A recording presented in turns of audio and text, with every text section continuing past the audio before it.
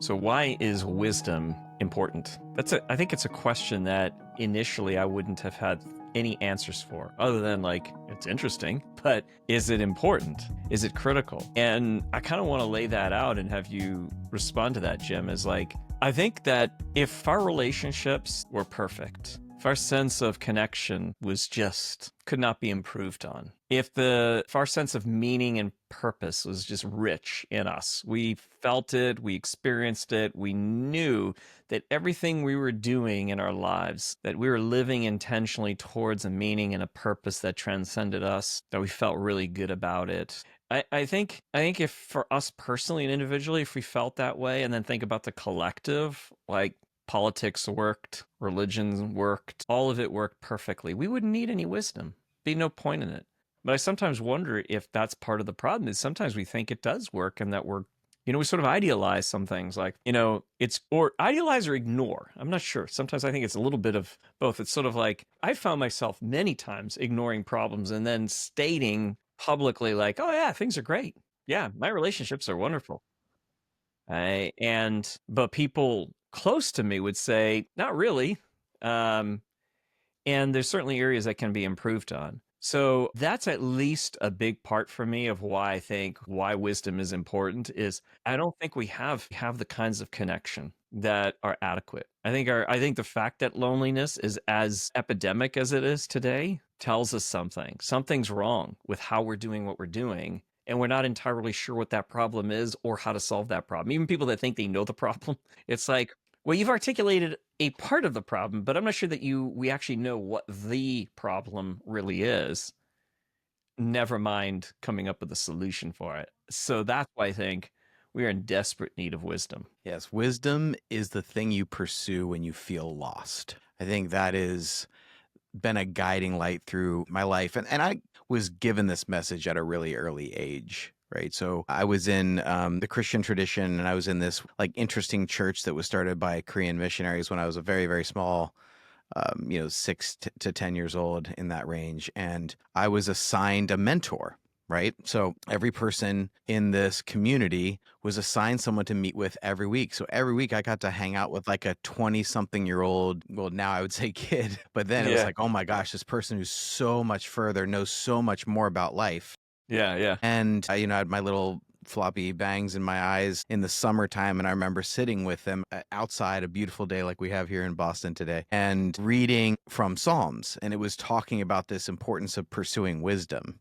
And I'm like, well, what is wisdom? Like, what does it do for you? Or what is it? And you just named a few of the primary areas of life where people feel lost, their relationships, their sense of meaning, their like, how do I navigate the world? And so the story I was told at a young age, which really has helped as much as some of the stuff that I experienced in the tradition, and definitely some of the stuff at that time did not. But that through line of feeling like if you're lost, there is a way to navigate. And there was this instilled thing of if I can find wise people, like this person is so much more wise than I am, right? Yeah. If I can find wise people, I'm not going to feel as lost. I'm going to be able to navigate these complicated areas of life, like meaning and work and how to get along with other people, how to interact, how to manage my relationships, how to find and pursue meaning, and to feel like I'm not this observer of my own life, that I'm in the stands watching life happens, but the circumstances are what's playing on the field. And I am an observer to the experience. And wisdom is like, no, this is what brings you out of the observation and into the experience. Yeah, I think we can end up at a place of passivity, extreme passivity, where it's like, I'm just here watching things happen. I don't have really any agency over it. Can't help. It's just what happened to me. It's just what's happening. Yeah. I mean, I don't think there's any phrase that offends me more than same shit, different day. Like that to me is like, if I hear someone say that, that's a calling card. That's like, hey, let's never hang out. So that's because I just don't want to be around somebody who that's their approach to life. So you wouldn't have like a placard or something on your wall that has that saying on it. Is that what you're saying, Jim? Yeah. Well, that's funny because it's like these aphorisms. I would love to go through some of them that are garbage and that just drive me nuts because they have an aspect of sort of a skeptical, suspicious, sort of, I would say Anti-wisdom. cynical. That's the word I was looking for. Not skeptical or suspicious, like cynical. Like I value suspicion and skepticism. I don't value cynicism. Cynicism is what I think a lot of these supposedly appear as wise. It's like a, like keep your head down sort of thing. Like I've heard that too. Keep your head down. Like Oh, don't kids stick your got a head up. ton of them, right? So, like, who do you think you are? Children should be seen and not heard. Yeah, yeah. There's all these aphorisms that are kind of like what you're talking about. Yeah, yeah, yeah. And Yeah. they these are the kinds of things that many of us grew up hearing, Hmm. and they have an appearance of intelligence, they have an appearance of wisdom, but are they truly wise? And that's, I think that'd probably be good for us to talk about at some point in this series. Yeah, I would classify those as anti-wisdom Yeah, because they're literally pushing against the feeling that you can be found, that you can have agency, that you can be a co-creator of your life experience. And so, which are the things that the pursuing of wisdom and wisdom traditions talk about. And so that's why I think that's anti-wisdom. yeah, and I think that back to the passivity piece is you can end up, and I think this is one of the problems and why we think it's so important to address wisdom is there is on one hand quite a bit of that nihilistic, cynical, hopeless vibe in our country, at least. I don't know about other countries. And that is that the wisdom, pseudo wisdom, that is like there's nothing you can do about this. Like, some people are burn the whole thing down, like start up again. Right. Like, why even bother trying since all the cards are against you? You have nothing. The whole entire game is rigged. There's no chance. You have zero chance to win at this game. Well, I And grew up in the so, 90s. That was the message, right? So the was it? Yeah, 90s yeah, were a real delve into apathy. It was like, we can't be better. We can't make things better. So let's just tear it down. It was very much the philosophical framework that I grew up with. And it turned from then tear it down to a kind of postmodernism that essentially said, well, nothing really matters. yeah. And so it went from tear it down to nothing matters. And that was like my teenage years. But that kid who's like pursue wisdom and you won't feel lost was in the background. And so it's like, I'm hearing a lot of things of people saying, well, this is the way it is. And I'm kind of being like, no, I don't think that's reality. And I was hearing a ton of certainty, and I was like, no. And a lot of apathy, which I would feel definitely at certain times. I mean, if you're a teenager in the 90s, Yeah. you're going to Oh, feel yeah. some of that. Yeah. But there's still a part that's just going like, I don't think it's definitely not. It wasn't like I was like, this is all wrong, but it wasn't enough. But where Something's is it missing. leading? Where's Right. it leading? Right. No, when you talk about the problem of wisdom now, is that is the question. Where's it Like, leading? if you don't have it, where is it leading? Yeah, yeah, yeah. Yeah. Yeah. Yeah, because you're talking about this, and I'm like, oh yeah, I'm tracking. If there's like you're saying, no, no, no, this doesn't seem right. Well, yeah, because you look at the lives of some of these people, and you're, if they're miserable, but they're telling you that there's no point, give up on it all. If you're looking at where it's leading, it's like, I'm not sure I want to go there. Like, that doesn't seem to me to be a solution to the problem. That seems to be maybe making the problem worse in some cases. Yeah, well, or at least I mean, if you don't believe that it's possible, then you're probably not going to apply yourself. You're going to like continue to feel like I'm just wherever the tides go, I'm going to get dragged along because I don't have that rooted center. Like, right. So it's like a lack of wisdom is a boat with no motor and No sales. no sails, no power source, Yeah. and no steering method. Right. Yeah. No steering So method. what Yes. wisdom does is it gives you a steering method and a power source. And I can't remember, it came up earlier, but a great wisdom saying, and these will come up, I think, throughout this series a lot, is a calm sea does not make a skilled sailor. So you're going to hit rough seas. And if Yeah. you don't have a way to steer, if you don't have a rudder and you don't have a power source of wind or motor, you're definitely going to be lost. And there's so many times where I didn't know how to handle the situation in front of me. And from that early age, something was put into me that says, find wise voices, like find sages. Seek the sages is like this phrase that's always been in the back of my mind. Seek the sages for wanting sanity. So then you don't feel that sense anymore. Yeah, well, that's that would be a great place to go at some point, is asking what are the how did you find sages? Like, to me, that's not an obvious thing. Right. Like, I have found pseudo sages. I have found plenty of those in my life. When gurus. Who have Gurus. all the answers. Is this an opportunity to shit on Gosh, gurus again, no, all right, Jim? we won't do that. Every single time we even say that word, we like end up wanting to go on this anti-guru Yeah. rant. Like, Yeah.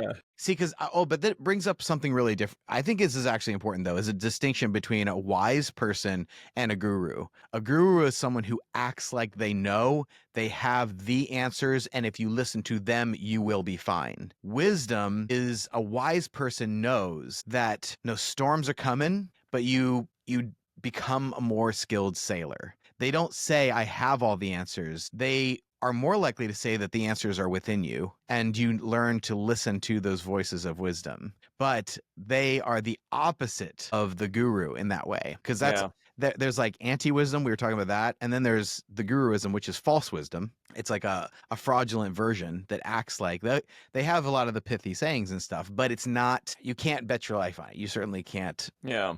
Well, I think one version has you, in some way we have to imitate and mimic the sages, the mentors, the people that know more than us and are further along than us. And I think that's one of the things we're going to talk about, is the importance of proper reverence of people that actually are further along than we are, and being able to admit that and being able to be okay with that, rather than trying to flatten everything out and reducing everything to, beneath our level of awareness, our level of comprehension, our level of intelligence, and anything below us we can see, but we can't see above us. And I think wisdom says, hey buddy, there's something beyond you and above you still. And so you still need to be looking up. And, and I think that's back to the sort of metaphor of the sailor who's recognizing there's a direction you're trying to go in. And so you have to be putting your attention there. You're not there yet, but you have to be aiming in that direction. I think it is important. Do want to go back a little bit to,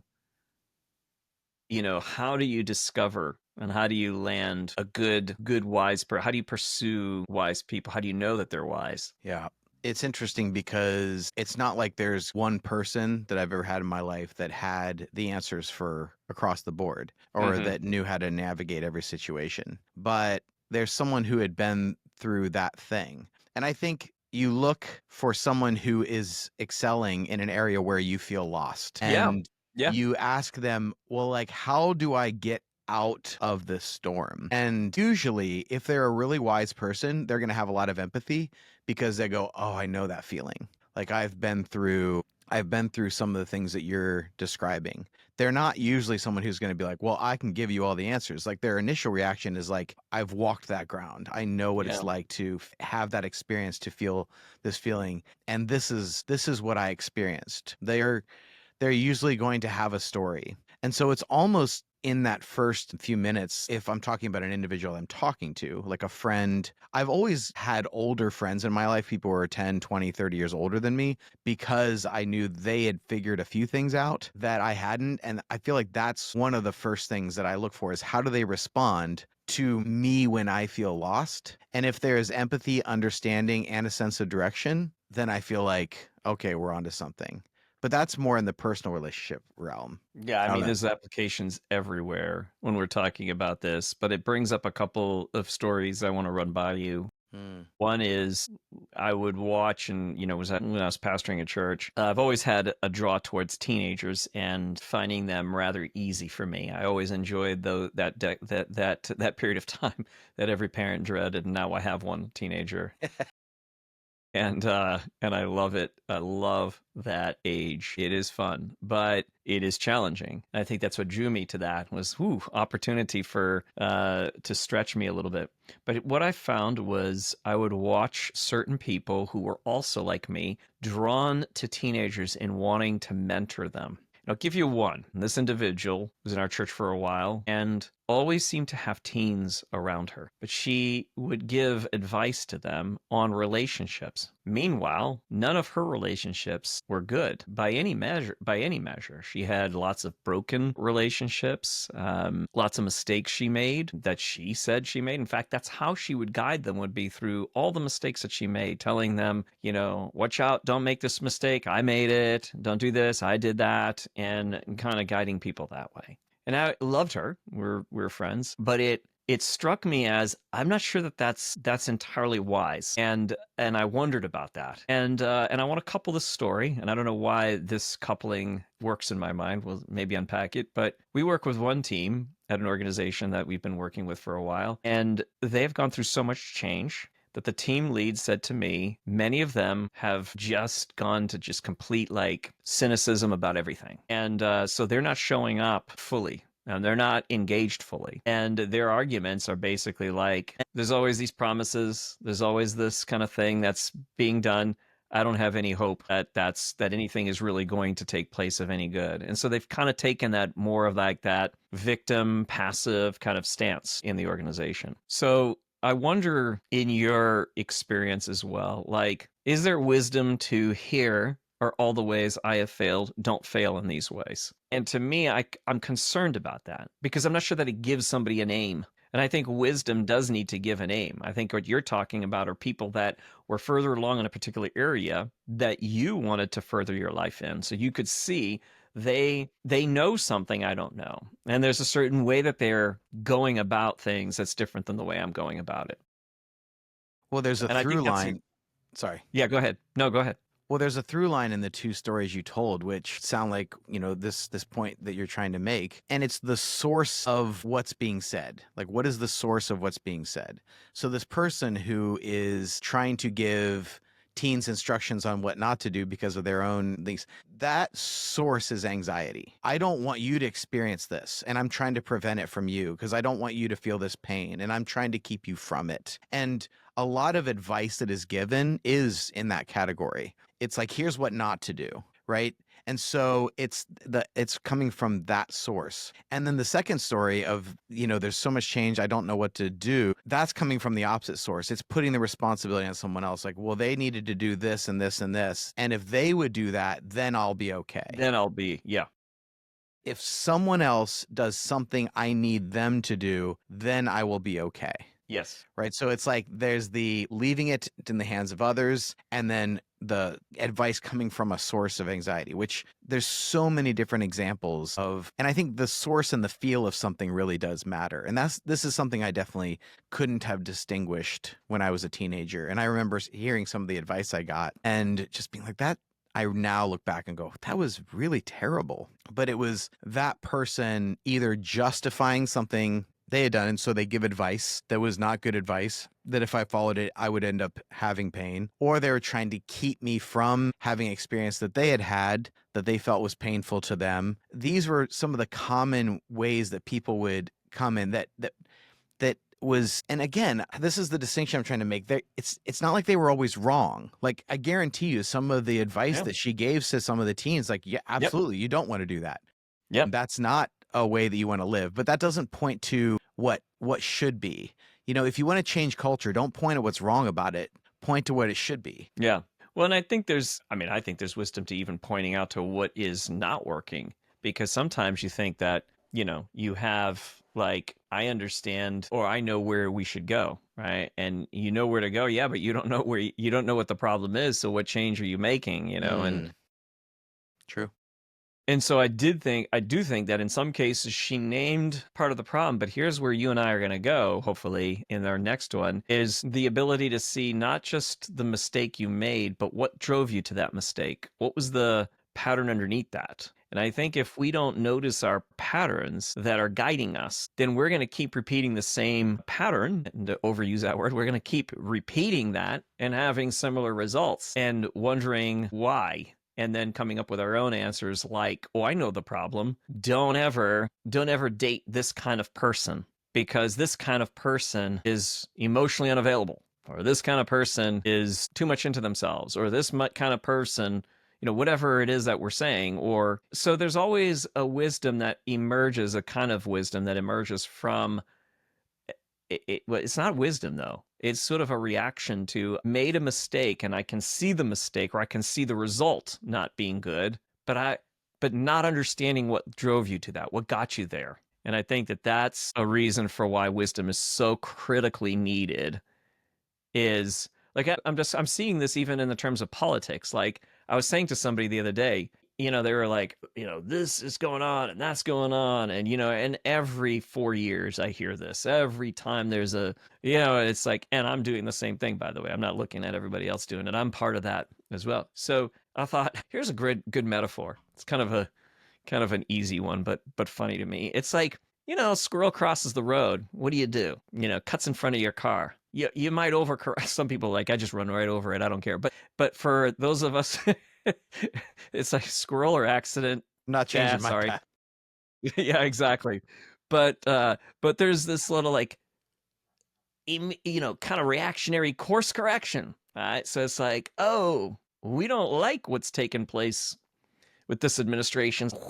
So we course correct, right? But you course correct, and every course correction is not the direction you ultimately want to go in, but it's a reaction to the current direction. And so it's a correction in a direction that would actually lead you off the road, right? So I mean, you think about that, you're turning your car. It is going off the road. That's where you're going. Well, this is a true stat that most car accidents are the cause of overcorrection. No, is it really? Yeah. Yeah, that makes sense, man. That makes so much sense. Yeah. Yeah. And so then what we do is we overcorrect, right? I'll bet you this is part of the accident reports, is like you overcorrect, and then what happens is you realize you've overcorrected and you swing back the other direction, and you lose complete control of the car, right? And so we're constantly doing this course correction, boom, boom, boom, boom, boom, and we're wondering why. I don't know that we're wondering. In many cases, we're not.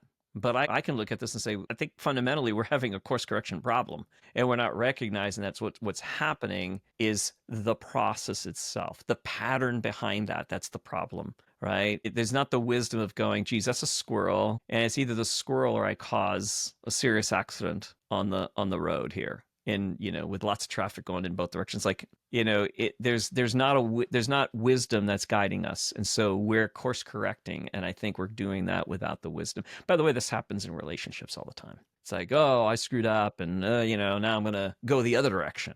I had one couple, it was pretty funny. It's like, oh, I'm so sorry, I wasn't there for you. Do you want me to go and make things right, and go at this other person who harmed you? And I watched this happen in front of me. I'm like, yeah, this isn't what the person is asking for. And it's like, that's an overcorrection, right? And you're not looking fundamentally. And we have to actually go underneath and go, what is the problem underneath?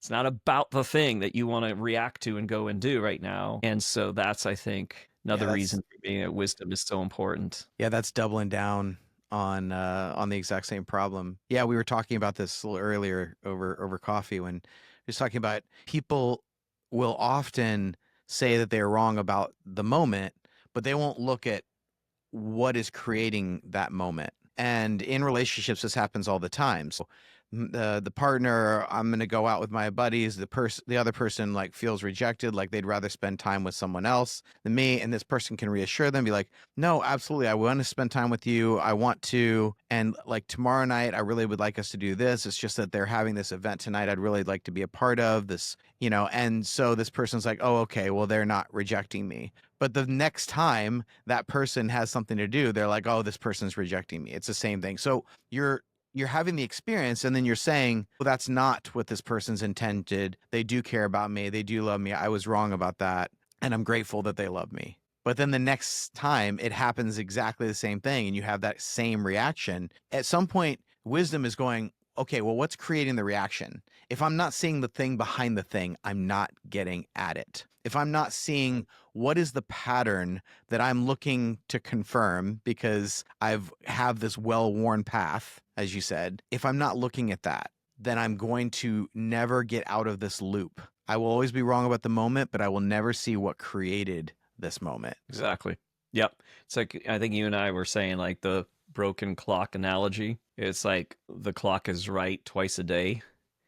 Yeah. And our biases are looking for that time that it's correct. And it's like, well, it's correct. It was wrong the other times. Oh, yeah, it was wrong. You're right. So, yeah, we can't. I mean, you could even take that metaphor even further and say, it was wrong. So now I'm going to turn the hands to the proper time. Right. And now it's right. See, I It's got it right, right. You're right. but You it'll be know? wrong in 1 minute from now. Yeah. Yeah. And so we walk away from the clock. We don't look at it again. Or we And do look so I back and think, we're like, it was just right. How could it be wrong? It was yeah. just right. Yeah, yeah. And I think that's the problem with the lack of wisdom is we just don't see that the clock is broken, that our patterns themselves are not helping us, nor are the ways that we're doing this at a collective level. So I think this happens in every institution, political, Absolutely. religious. We're seeing that all the time, and people are, trying to, you and I were talking about this the other day with so much corruption that's being surfaced in church circles and immorality of all sorts, like really pretty bad stuff. And it's happening a lot, not just here and there, but so many of it, so many of them are having these problems. So many churches, and we were saying like, or at least my thought was reading as I'm reading the responses of people. It's like, well, we need more of this, we need more of that. There's all kinds of solutions. We need more accountability, we need more structure, we need more, this, more of that, more of the other. Yeah. It's like And a lot of I times the response in those circles is the walls are not keeping the enemy out. So we need higher walls and deeper moats. That's the only yeah, solution. yeah, You yeah, never look at there's something actually happening behind the wall that's yeah. creating this very solution. You're That's always right. thinking, well, That's more right. rules, more strict, more accountability, more of That's this. right. It's Yep. things you have to add. It's higher walls and deeper moats, but you're missing the motivation. That is the opposite of wisdom. Yeah. Yeah. Yeah. Exactly. That's what's surprising to me is how little attention is being given to, I mean, it's surprising to me now. It wasn't surprising to me then because I was very much part of the system and part of the problem. But as you begin to uncover your own patterns, you start to realize like, oh man, there's always more to uncover. It's not hopeless. It's actually really hope giving because you can start to uncover some of these patterns and then create new ones that are guiding you towards more of wise behavior, wise decisions, better connections, much more rewarding experiences in relationship with people, much more of a sense of meaning and purpose and all that good stuff. But without it, I think we're kind of just, course correcting, thinking that that's the solution. So we just need to turn the hands on the clock again. And that's the solution to them. Yeah, so often the solution is to double down on the old strategy. Yeah. Yeah. Oh, Like, yeah. well, I'll just Work harder. keep resetting the clock. I'll just keep Yeah. resetting the clock, and then eventually this will work, and it will be the right time. It's like, no, the mainspring is broken. Sorry, no one knows what a mainspring is. It's like a part of a mechanical mechanism that makes it run. Like if you don't repair the thing that's powering the mechanism, you're Yeah. never gonna get it. Well, yeah. Nerd alert here for Jim here as the watch geek. 'Cause Yeah. everyone knows what a mainspring is. Oh, I'm going to throw out this analogy that'll Yeah. completely relate to everyone That'll work. who isn't a Yeah. watch nerd. People are like, what? What's a mainspring? Is that a place somewhere in Florida or something? So you could even hire somebody and say, well, you know what? We need to have somebody who's always on the clock fixing it, always on the clock turning it, not fixing it, but turning the hands on it. And I think that's what ends up happening with a lot of our lives. It's like now we got to monitor even more. We got to monitor our behaviors. Well, no, don't monitor the behavior. Learn what's driving the behavior underneath that, both personally, individually inside of us, but also systemically in recognizing that there are systems that are going to keep producing the same results unless those systems are changed. And I think that's where wisdom is needed. Yeah, I don't know. What do you think? Any other pretty much at a like I think that at a broad level without diving more deeply, which we're going to do over the weeks, because I want to address really looking forward to addressing the particulars that we're faced with today and thinking through those things through the lens of wisdom, because that's where hope is for me. And I have found a lot more hope in that place than in trying to, either abdicate like responsibility, which is easy to do, like screw it. There's no point in it. Everybody's stupid and, whatever. Or, trying to trying to control more. And I think the path towards wisdom and inviting people into the journey of wisdom, that's hugely rewarding. And we're experiencing that in our coaching with folks. But yeah, those are some things that anyways I wanted to at least introduce, Yeah. as a starting point for our conversation around wisdom. Yeah, and we wanted to point to the problem. And if you have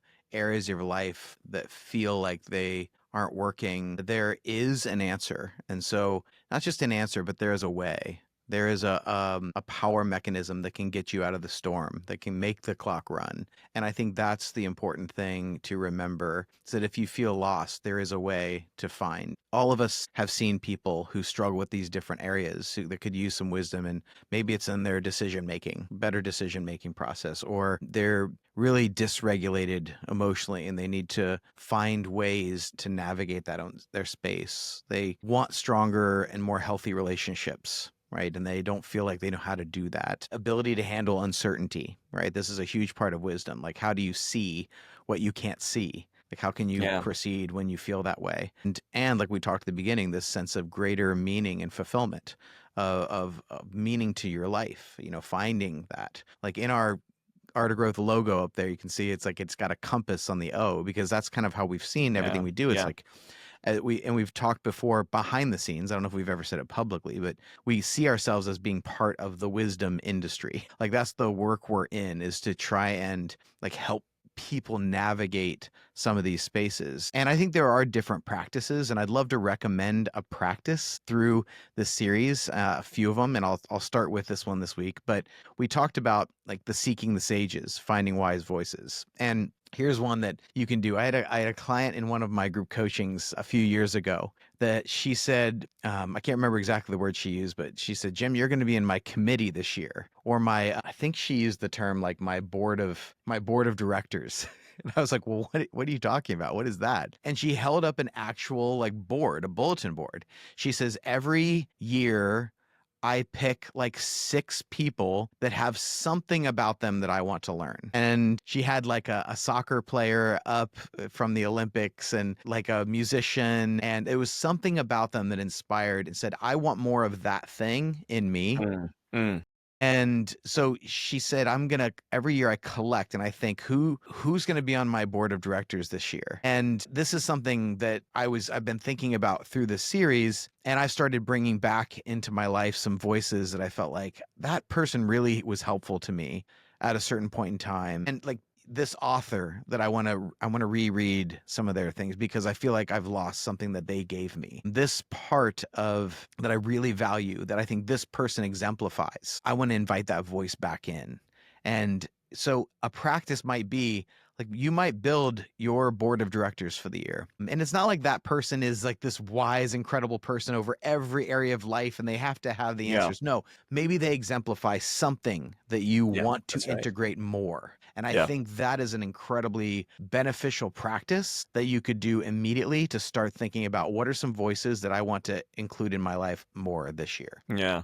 Yeah. Very good. Yeah. I think, as we wrap up, that's a great suggestion. I think that points to our need for, I'm going to use the word transcendence. I know that that is a loaded word with a lot of different connotations for a lot of different people. I'm not interested in the metaphysics right now. I'm interested more in that an orientation towards something that is further along than us, greater than us, better than us. And I think that that is what has to be in there for us to seek people that are further along, because it's so easy for us to find the flaws, to find the shortcomings. When I was in my days, I got into a sales job at a company and I wanted to know who was the number one salesperson. I found that individual and I decided I was going to pursue him. And I was going to do everything I could to spend as much time as I could with him. I bought him lunch. I did everything. If he's like, go get me a coffee, I went and got him a coffee. I did everything I could because I wanted to be around him as much as I could, both from a sense of imitation. Like I knew if I could imitate some of his techniques or just his mannerisms or his ways, that they would benefit me. But I found that so many of the other salesperson, in fact, the majority of them in the organization, it was a good number of them, probably around 20 or 30 salespeople. I could count on one hand, and maybe not even, how many people actually liked this individual and wanted to spend any time with him. Yes, he was a narcissistic piece of, you know what? He was all of that. He was definitely not an easy person, very arrogant. But to me, I thought, well, yeah, there's the flaws. And you can either, kind of focus in on those things, or you can aim at something that transcends you. Whereas other people and some of my sales friends were like, no, he's gamed the system. It's all cheating. It's all lying. It's all this. It's like, well, yeah, you can flatten everything beneath you. That's the easy thing. Or you can open your eyes a little bit and see, no, there's some things that he is doing that I'm not. And I can learn from that. And I think that that's important, as Well, messy I as that can like be. that you even had a wise reaction to this person instead of comparing and competing, which you could have done, and then gone along with that crowd. It's like, no, I actually want to learn from this person in a very specific area that I think I can learn from them in. And I think when we're talking about wisdom through this series, that's a distinction that I would want to make is like, I like that in that situation and in that story, what I hear is someone who goes, I'm going to have the humility to learn what I need to learn from this person, knowing very well that there's a lot about this person I would not want to emulate. Yeah. However, I'm not putting them in a simple category of good, bad. I can say this part, nope, I don't want to imitate you. But over here, you have something valuable to offer that I want to Yeah. integrate into my life. Right. 100%. Right. Yeah. Love that. That is beautiful, my friends. Well, that is a practice, a board of directors that might be some people that emulate something that you want to integrate into your life in the immediate future. Do that. All right. Until next time, my friends.